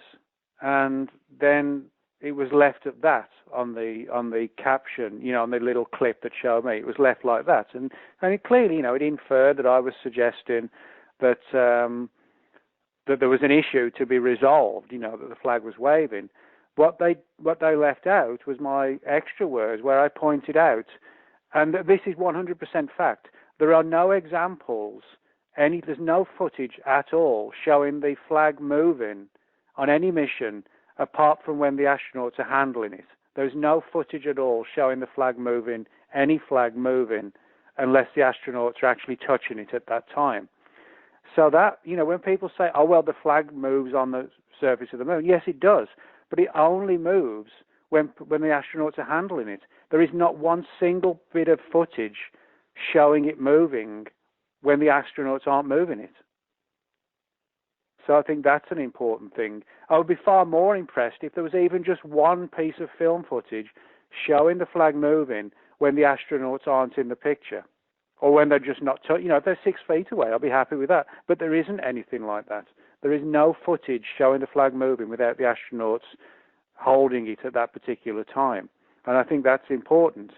And when it comes to, like Billy Meyer, I don't see why there's a need to complicate the stories of what happened or what didn't happen by bringing other things into the issue when we can actually prove things without getting into that complicated situation. We don't need, for example, a complicated conspiracy-filled theory to explain the flag when we can see clearly that the flag doesn't move unless it's touched.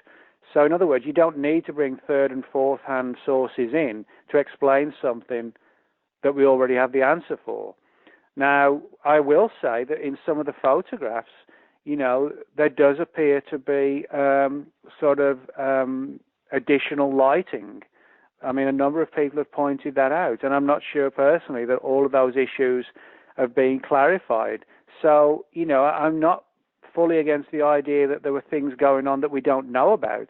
But if you ask me, do I think Neil Armstrong was the first man to step on the surface of the moon? Yeah, I do. Is it possible there are aspects to the story that we don't know about? Yeah, definitely there could well be.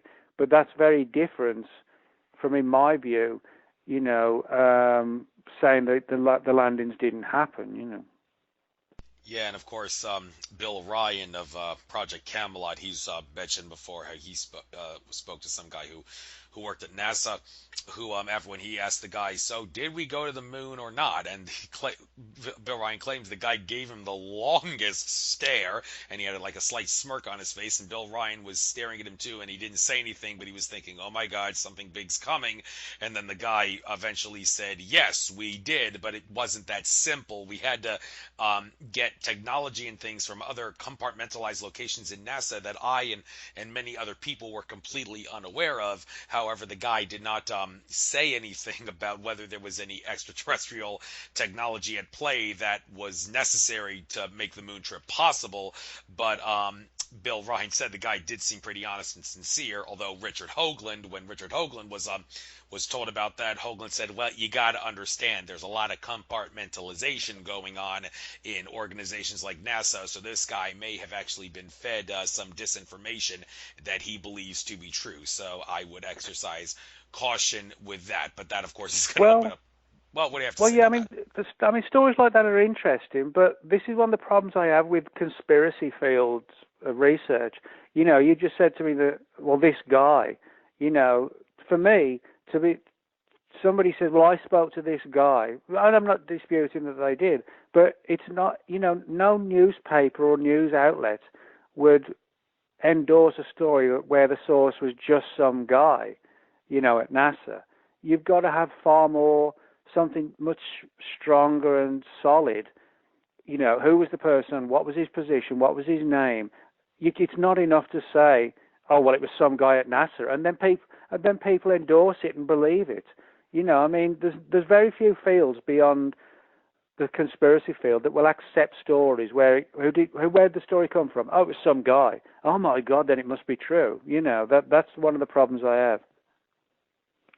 I don't remember if Bill Ryan actually gave the name of the person that he was speaking to, but he did say it was an individual who well, in these cases, the way I look at it is that there's nothing wrong with using whistleblower testimony or off-the-record testimony, but there's got to be at least several people who can validate that the interviews with the person occurred purely for credibility reasons.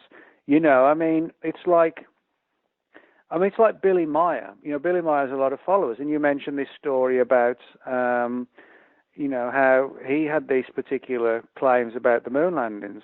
Well, it's like anything like that. Ideally, you should have 2 or 3 backup sources who can also provide their testimony as to when this particular story was told. Kind of like somebody says, I was the second gunman at the grassy knoll or whatever. It's not enough to have a blog on the JFK assassination and post something that says, I met this guy yesterday in Dallas and he told me this, that, and the other. And, it's like a 2,000-word blog post, but at the end, and it's fascinating. But at the end of the day, if it's just the blogger's words that, oh, I met this guy, now they may well be telling the truth, but that's not the way to further things. You need secondary backup, you need testimony, you need somebody else to go on, sit on the interview, so the person isn't just claiming it with no backup source. But so often conspiracy fields will accept testimony and data on the flimsiest of sources, unnamed sources that nobody knows, but it's taken as gospel. Yes, discernment at the highest level is key when it comes to things like that. All right, so moving on to some other books here. How's about Close Encounters of the Fatal Kind? Now that's kind of eye-opening because many people don't think of close encounters being fatal unless you're talking about something like a cattle mutilation, but that's not human related. And most people that get abducted would say, well, I was scared out of my mind when I saw the ETs, but I'm still here, so they had no intention of killing me, regardless of whether they were good or bad ETs. So, these close encounters of the fatal kind, what exactly is that all about? Well, this is, it's actually not to do with anything with the UFO phenomenon killing people. It's all to do with how UFO researchers over the years have died under mysterious circumstances after getting a little bit too close to the truth of the UFO phenomenon. Now, again, kind of like with who I think controls the UFO phenomenon, I don't believe the US government is going around killing UFO researchers. But what I do think, there are enough mysterious cases in ufology of sinister deaths that some, again, that's sort of like this sort of black budget program which works outside of the government but hides deeply within it. I think there is good evidence that some of these black budget programs have played a role in these events. A perfect example is the first Secretary of Defense, James Forrestal, who in 1949, depending on who you ask, either jumped, fell, or was pushed out of a window of the Bethesda Naval Hospital in Maryland at a time when it's been rumored in ufology he was on the verge of revealing what he knew about the UFO phenomenon, which kicked off 2 years before in 1947. And supposedly he was going to tell the press and the world, and somebody in one of these black budget programs said, we cannot allow this to happen, even if it involves the Secretary of Defense. And so the theory is that his suicide wasn't a suicide after all. And there are a lot of cases like that involving people looking into ufology and ending up dead. I mean, a more recent one, or relatively recently, 1991, a journalist named Danny Casolaro, who was looking into this, again, like a black budget group known as the Octopus. And he started making links between this group that reportedly had sort of powerful figures and connections all around the world, but it wasn't sort of a government agency. It was like a loose-knit but very powerful group of people. But he was found dead in 1991 in a hotel room with both wrists slashed. And the theory is that he got too close to this group, the Octopus, which reportedly had connections to Area 51 and the development of advanced technologies. And Casolaro came to believe that what was out at Area 51 was not extraterrestrial, but represented sort of highly classified aircraft that people were happy to see or perceive as being UFOs because it acted as a good cover. But he felt that he was on the verge of sort of disclosing or uncovering data that would link the Octopus to man-made UFOs or man-made flying saucers, so to speak, and then he ended up dead. So there's a lot of cases like that I talk about in Close Encounters of the Fatal Kind, about people who died after getting a bit too close to the whole truth of what's going on. Yeah, a lot of mystery as to why it is that some whistleblowers are allowed to live and some aren't. You'll have to ask the government why that's well, the it case. may be part of the reason, maybe sometimes, is that they're not real whistleblowers.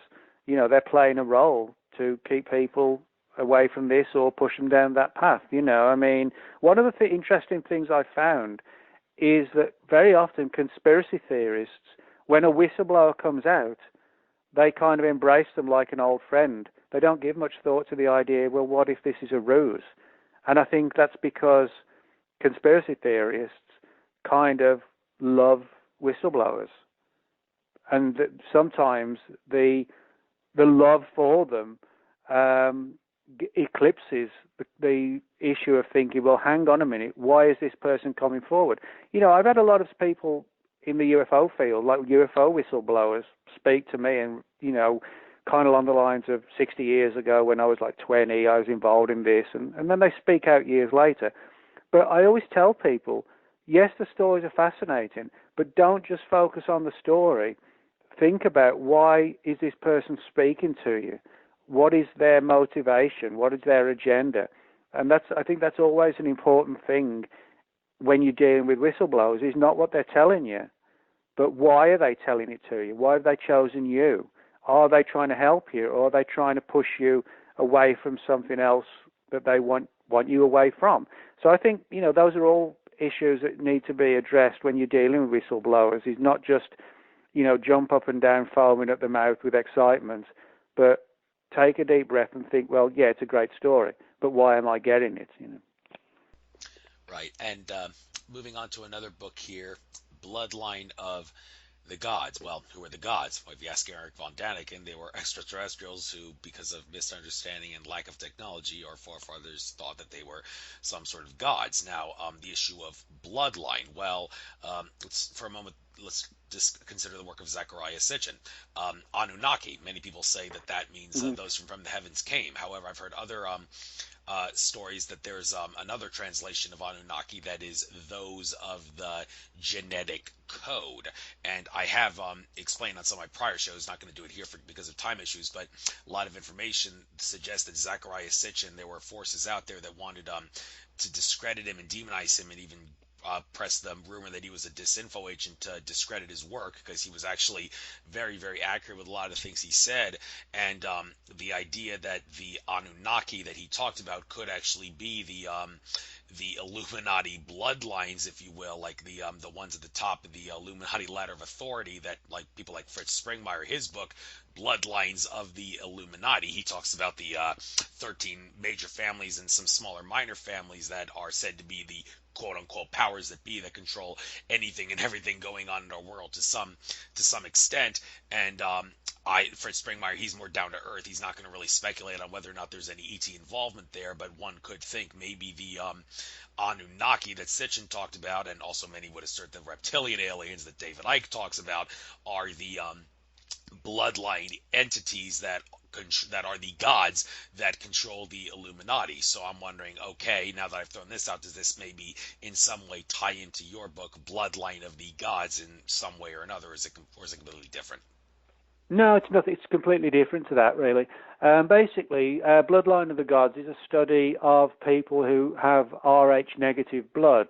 And over the years within ufology, a lot of study has been done on people who have Rh negative blood, which is actually a very small percentage of the population, but they have a very high percentage of extraordinary UFO encounters. And this has given rise to the theory that the Rh negative blood could have sort of ancient extraterrestrial connections. The idea of ancient visitations from extraterrestrials thousands, maybe tens of thousands of years ago, hundreds of thousands of years ago, manipulating the early proto-humans and being responsible for genetically upgrading them, and that the ones that have been sort of upgraded today, the sort of last vestiges of them, if you like, in some way, are the Rh negatives. And it is a fact that, a large amount of Rh negatives report alien abductions, contactee cases, feeling intimately sort of drawn to the UFO subject on a very large scale. Now, if you look across the board in ufology, you would expect, because people who are Rh negative make up a very small percentage of the population, you would expect that the percentage-wise, it would still be a small figure across ufology, but it's actually not. The number of Rh negatives in ufology who have experiences outweigh non-Rh negatives to a massive amount. So this has given rise, as I said, to the idea of some sort of connection between ancient aliens, genetic manipulation, and the anomalies surrounding people whose blood is Rh negative. Thank you. Now let's talk about shapeshifters. Now I recently interviewed Joanne Richards, who's the wife of Mark Richards, who's a individual who claims that he's currently in jail, and he probably will be for a very, very long time because he was framed for a murder he didn't commit. Mark Richards claims that he keeps in contact with ETs that are of a raptor, like a velociraptor type nature, and Joanne Richards, his wife, gives a lot of information out on his behalf, and she said that the idea of shapeshifting is people like who are David Icke fans would imagine, like humans shapeshifting into a reptilian alien and back. She asserts that's really kind of an exaggeration. It's not really like that. It's more of like the genetics of the reptilian aliens are intermingled with the human genetics, and that's prominent in like the powers that be, so to speak. However, I've heard conflicting issues with that. I mean, of course, David Icke said he spoke to someone who saw former British Prime Minister Ted Heath, who was a notorious child rapist and pedophile, in the woods one time with people circled around him, and he allegedly shapeshifted into a reptilian alien, and he grew a couple feet taller when he did that. And the interesting thing is, all the people that were surrounding him in that ceremony, they didn't freak out in the slightest or seem the slightest bit astonished when he turned into a reptilian alien. And Jordan Maxwell, who by the way was the guy who introduced David Icke to the idea of the reptilian alien shortly after he helped bring Icke to America in the early 90s, he said the first time he was introduced to the idea of the reptilian alien was an incident that he was told about, which was somewhat similar to that Ted Heath incident, where people in the woods, people were camping in the woods, and they witnessed from the top of a hill in a cabin that they were at, they saw at the bottom of the hill people circling someone who was doing some sort of like a satanic ritual, and the person shapeshifted into a reptilian alien and grew a couple feet taller in the process. So that kind of flies in the face of what Joanne and Mark Richards are saying, that David Icke's claim about shapeshifting reptilian aliens is misconception. Well, maybe it isn't. And when I told that to Joanne, she was like, well, I really don't have any comment on that. Well, I don't know. So I'm asking you now, what do you think is the whole deal with the whole shape-shifting phenomenon? Well, I mean, it depends. When you talk about about shapeshifters, I mean, I've got a book coming out on this subject later this year. I mean, you can find stories of shapeshifters throughout just about every culture. I mean, for example, in Africa, you have the leopard cults, people who allegedly can change into like a leopard-like form. You have not just werewolves, but there are stories about were hyenas, were cats. Again, where these things change into different shapes. And in Native American cultures, you have the skinwalkers, which can also reportedly take on multiple forms. Now, one thing that most of these have in common, or a lot of them have in common in the legends, is that very often, they can take on human form and also a strange creature form. A werewolf can change from a werewolf to a human, where cats change from a human to a stranger creature, and the same with the leopard people in Africa. So there's no doubt, these stories exist, and the modern day version, of course, or the closest example, would be the reptilians. Now, I've got a lot of stories from within ufology where abductees have seen reptilians on board UFOs or in underground installations, that kind of thing. But I've never got a UFO report relating to the reptilians where the reptilian has changed, from one form to the other. So, but that's just my files. I mean, there may be other people in ufology who've got reports where, they saw the creature actually change.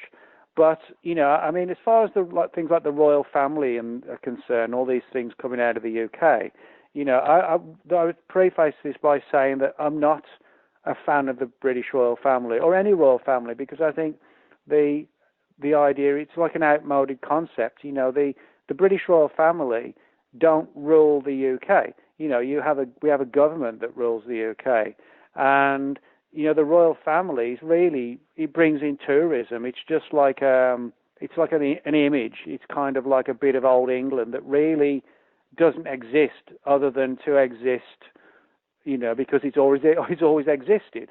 And I've got to be honest, I find the idea laughable. The idea that the 91-year-old Queen and 95-year-old Prince Philip are reptiles. I just don't believe. To me, that's just a joke. I just can't. That doesn't mean people aren't seeing reptilians. That's the important thing to note.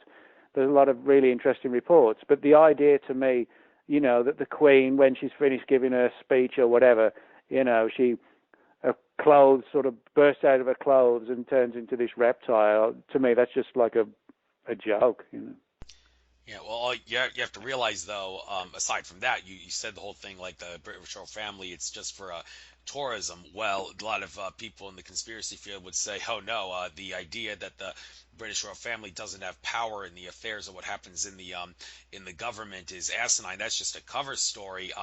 When it was some say that she actually has as much power, if not more, than Queen Elizabeth I had, and the idea that the British royal family is just like scenery and for tourism, that's just to cover up the fact that they are the ones that are in power. And I mean, even the British government, they pledged their allegiance to the Queen. I'm sure some would say, well, that's just symbolic and all that. It's just it doesn't really be true. Well, is it? I mean, where are you making the assertion that they're just scenery and for tourism? How do you know for a fact that behind the scenes they're not dictating things? Oh, well, I don't. It's my opinion. All right, fair enough. And a lot of things we don't know that are going on behind the scenes deal with secret societies. You wrote a book titled Secret Societies, and I hear a lot of sheeple say things like, well, how could they be called secret societies if people know about them? Well, no, if people know about them, they're called secret societies because the people in those societies have things that they try to keep secret with each other, but they don't have a problem with people knowing about the fact that the societies exist. Now, do these secret societies have malevolent intentions? Well, I did interview 32nd degree Freemason Donnie Gilson on my show, and he asserted that Freemasonry at its pure core essence is not a bad society. The only times they have done bad things and have bad intentions is because they have been infiltrated by malevolent groups. And George Washington is a classic example of that when he gave that wrote that letter in I don't remember the year it was, but he's basically said, my fellow Freemasons, I am very, very concerned that America and everything that I and the rest of the founding fathers stood for and fought for is in danger, because I'm concerned that the Illuminati, and by that he was referring to the Bavarian Illuminati, which was formed by Adam Weishaupt on May 1st, 1776, which has the where Mayday comes from, the idea of Mayday and the true origins of communism. Many would assert can be traced to that. Well, George Washington was right. Well, he and the founding fathers, they weren't bad people, but everything that they stood for and everything was put in jeopardy, and America has become more of a prison society ever since, because the Bavarian Illuminati and other groups had infiltrated the Freemasons and other secret societies that were at their core essence good societies that have unfortunately become bad because they've been infiltrated. So your book, Secret Societies, do you agree or disagree with what I've just said, that many secret societies are good but they've been infiltrated by bad secret societies? And which secret societies in particular do you think are the ones that we should be most concerned about, for lack of a better phrase? Well, yeah, but I think you kind of find that in all sorts of organizations, that when something gets powerful and gets big, it gets infiltrated. And, that applies to sort of secret societies, but it also applies, for example, when you have like social media, we find situations where, one particular social media outlet will create, like, for example, like an iPhone that can't be, that, there's encrypted and it cannot be cracked. And so then you have people from the government trying to figure it out for themselves, and putting the heat on someone to, share us the information. And I think that, that's kind of, it happens in all walks of life, that when someone or an organization gets powerful, then people in power start to look at it and say, well, is it dangerous to us, or do we need to infiltrate it, or do we need to shut it down?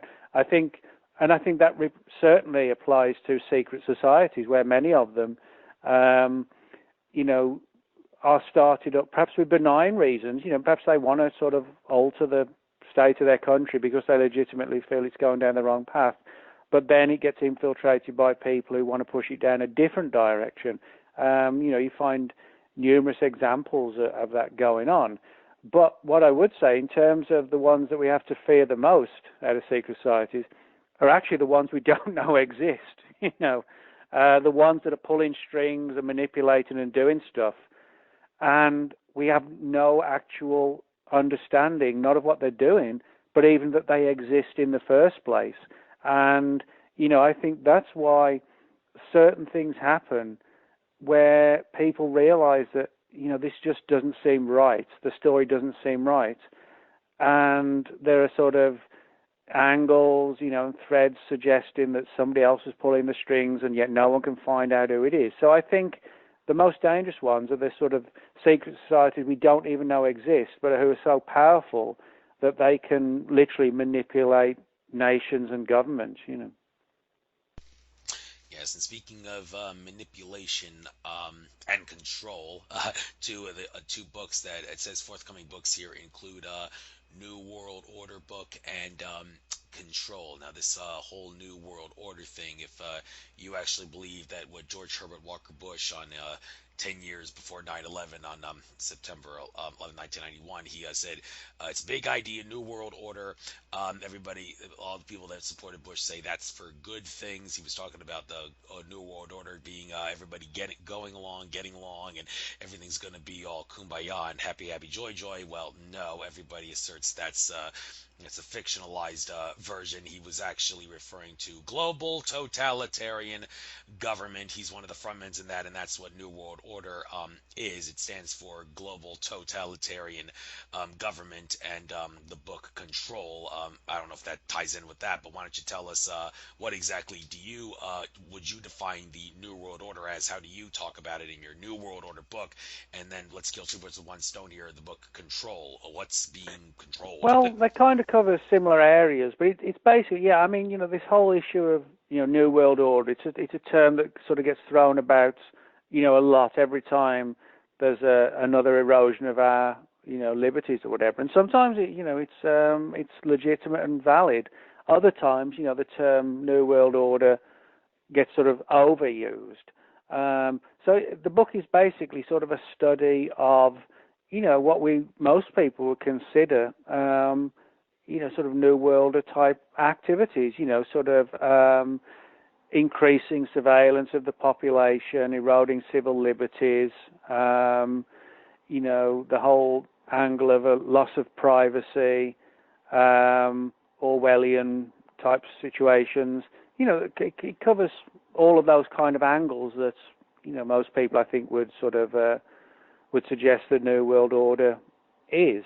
But I also talk about there, if we could turn the tables or turn to turn things back, that a New World Order that would be a positive place, and is there a possibility it could be achieved, where the New World Order becomes to mean what most of us would hope it would mean, a world that's safe and where everybody can work together. But I mean, the problem is, however you look at the New World Order, the problem is it's run by people. And basically the human race is scum.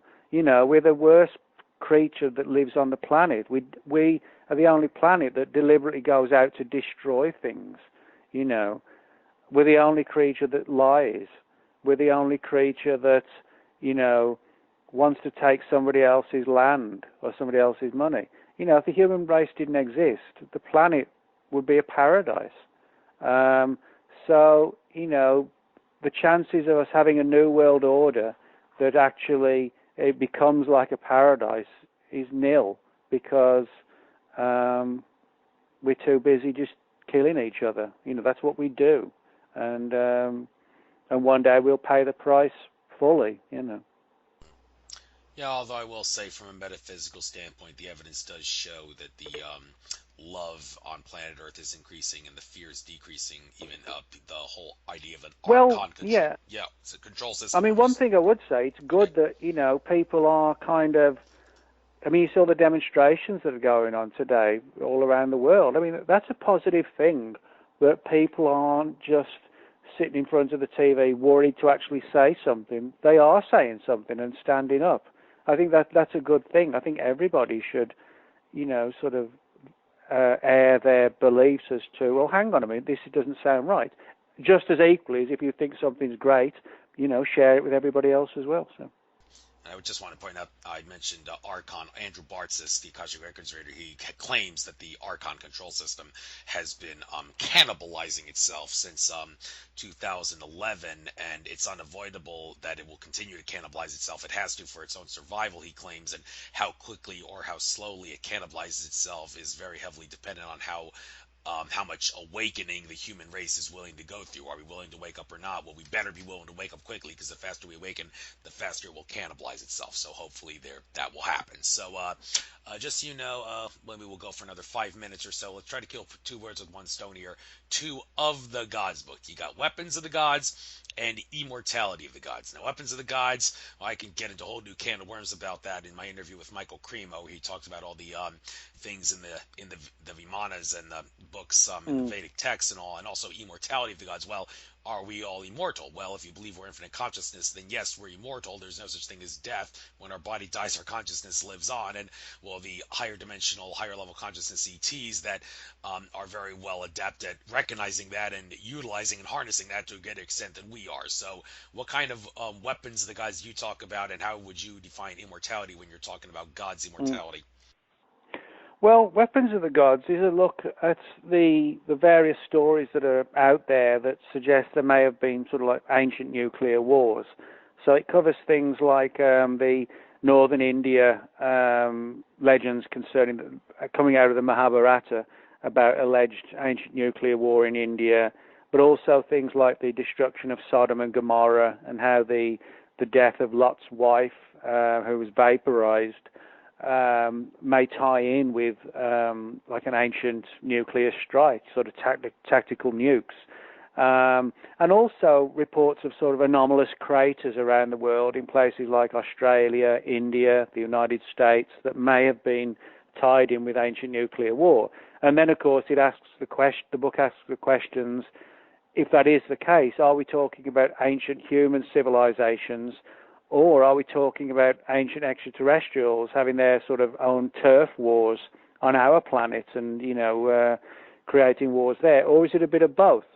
Now, in terms of the other book, Immortality of the Gods, that, as the title suggests, it looks at going back sort of into the whole ancient astronaut scenario.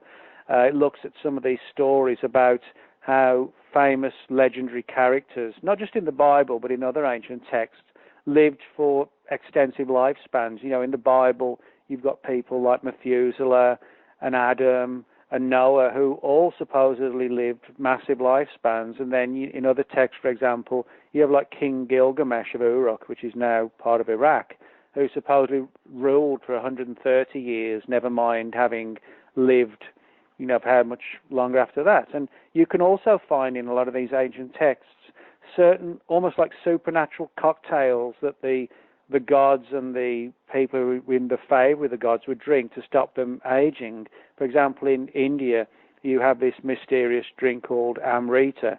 The Egyptian people had their same. In ancient Greece, you had ambrosia. In the Bible, there's stories of manna coming down from heaven and feeding the Israelites, etc., for years.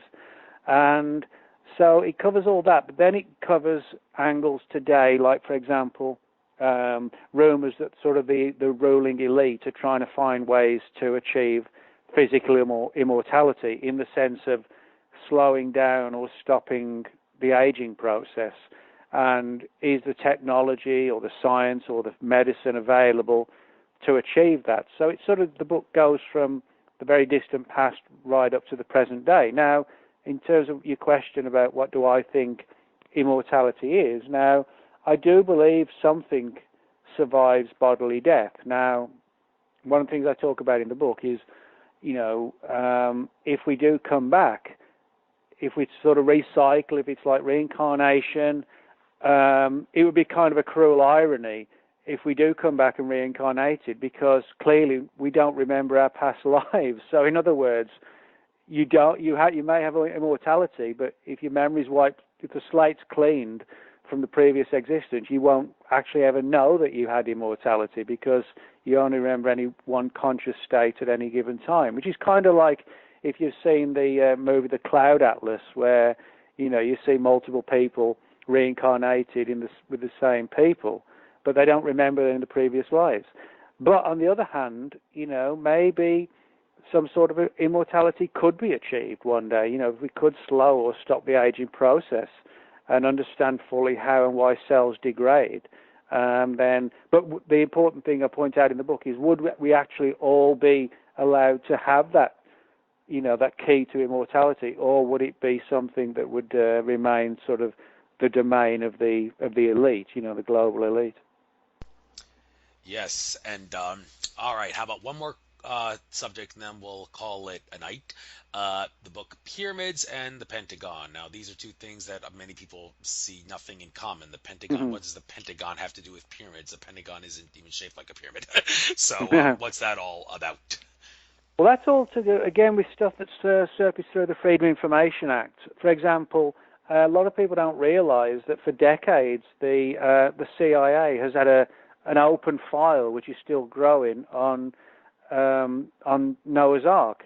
As back as 1949, U.S. Air Force spy planes photographed something that looked like, superficially, like a large boat or some sort of constructed object high on Mount Ararat in Turkey, buried in the ice. And over the years, even satellites were reconfigured to fly over Turkey to film what the CIA in their files call the Ararat anomaly. So there's a couple of chapters, or several chapters in the book on that, and also chapters on, for example, how the CIA in the late 40s had an interest in the Dead Sea Scrolls, and in terms of transcribing them and understanding what they were saying. But today we know what they say. What we don't know is why the CIA was so interested in trying to figure out what the Dead Sea Scrolls said. So it's really things like that. It's sort of government interest in things like Noah's Ark, the Dead Sea Scrolls, the Ark of the Covenant, and things like this, sort of government agencies looking at ancient mystical and biblical artifacts. Well, Thank you very, very much, Nick. Very interesting interview to say the All least. right. We covered a few Well, thanks, things Andrew. in the last interview we didn't. I don't think we talked about. Tell you what, I still actually have to do some work with that interview I do on Wednesday with Alexandra Meadors and upload that before I Oh, yeah. before I do yours. But I'm not going to ruin your weekend in any way. If in the event that your voice did not record, and I hope it didn't. I asked my angels and guides, please don't let that happen this time. I'm not going to ruin your weekend and tell you that. I'll let you know maybe on Monday how things went. All right. So enjoy your weekend and Well, if everything. it did, and we got to do it again one of the days, it's Yeah. not the end of the world, And, So. well, if that's the case, I'm sure the third time will be the charm, as the old saying goes. So, Nick, enjoy your weekend, enjoy your research. Good luck on all you do, and hopefully someday I'll be. I don't think any of your books are available in any of the public libraries that I can get books from, but I'll see if maybe they've changed their mind, because I know some librarians are waking up putting books of people like Jim Mars in their libraries now. Maybe they'll start putting your books there as All right, well. cool. So hope to read them. Take care, Nick. Enjoy All your right. day. Thanks, Andrew. See you later.